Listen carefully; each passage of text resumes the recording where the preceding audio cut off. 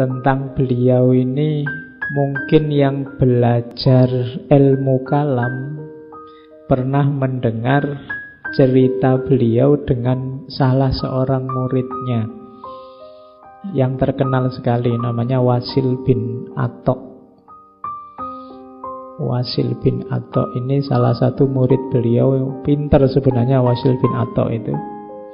Wasil bin Atok itu, di antara uniknya Wasil bin Atok itu cadel, tidak bisa ngomong R. Kalau Arab ya ro, tidak bisa ngomong ro, agak cadel lidahnya. Tapi karena beliau ini pintar, misalnya ceramah apa pidato apa ngomong apa itu, beliau selalu bisa menghindari huruf ro.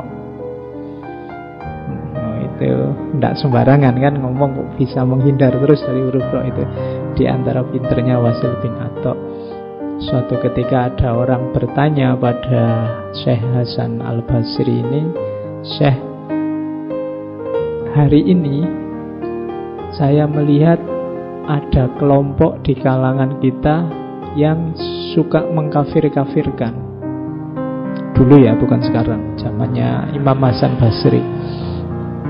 Ada yang bilang bahwa begitu orang melakukan kesalahan, melakukan dosa, maka dia kafir.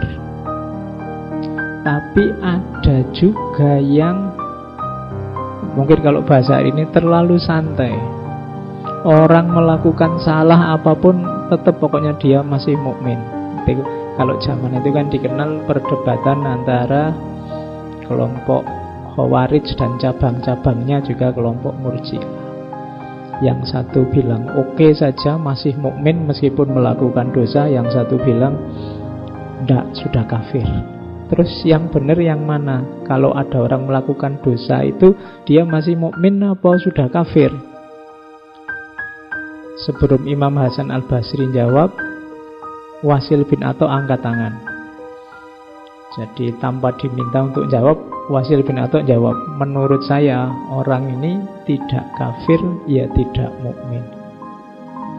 Itu nanti jadi cikal bakar lahirnya pandangan yang dikenal dalam teologi Mu'tazilah, namanya manzilah bainal manzilatain.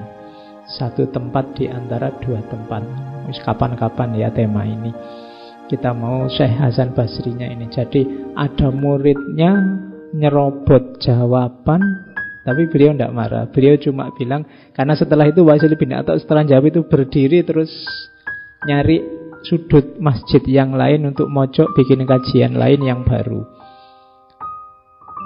Imam Hasan Basri cuma komentar, i'tazala anna Wasil.